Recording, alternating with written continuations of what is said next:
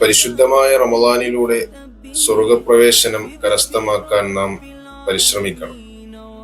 റമദാനിലൂടെ സ്വർഗം നേടിയെടുക്കണം. കേവലം റമദാനിൽ നോമ്പനുഷ്ഠിച്ചത് കൊണ്ടോ ഒരുപാട് സുഹൃതങ്ങൾ പ്രവർത്തിച്ചത് കൊണ്ടോ മാത്രം ഒരാൾ സ്വർഗപ്രവേശനത്തിന് അർഹനാവുന്നില്ല. കാരണം അള്ളാഹുവിന്റെ റസൂൽ സല്ലല്ലാഹു അലൈഹി വസല്ലമ തങ്ങൾ സ്വർഗപ്രവേശനത്തിന് തടസ്സമാകുന്ന ചില കാര്യങ്ങൾ പഠിപ്പിച്ചു തന്നിട്ടുണ്ട്. അങ്ങനെയുള്ള കാര്യങ്ങളിൽ നിന്ന് നാം വിട്ടുനിൽക്കുന്നവരായിരിക്കണം. അതിൽ പ്രധാനപ്പെട്ട ഒരു വിഷയമാണ് നമ്മുടെ അയൽക്കാരോടുള്ള കടമകൾ. അയൽക്കാരെ വേണ്ട വിധം ആദരിക്കുകയും അവരോടുള്ള കടമകൾ പൂർത്തീകരിക്കുകയും അവരെ ദ്രോഹിക്കാതിരിക്കുകയും ചെയ്യണം.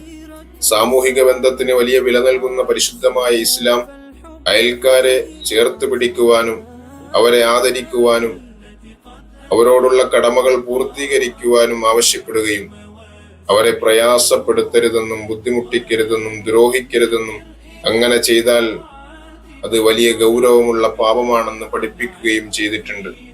ആരെങ്കിലും അള്ളാഹുവിലും അന്ത്യദിനത്തിലും വിശ്വസിക്കുന്നുവെങ്കിൽ അവൻ തന്റെ അയൽക്കാരെ ദ്രോഹിക്കരുത് എന്ന് അള്ളാഹുവിന്റെ റസൂൽ സല്ലല്ലാഹു അലൈഹി വസല്ലമ തങ്ങൾ പഠിപ്പിച്ച മറ്റൊരു ഹദീസിൽ കാണാം.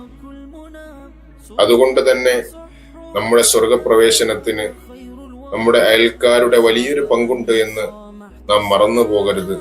അള്ളാഹു തൗഫീഖ് നൽകട്ടെ. അൽഹംദുലില്ലാഹി റബ്ബിൽ ആലമീൻ. അസ്സലാമു അലൈക്കും വറഹ്മത്തുള്ളാഹി.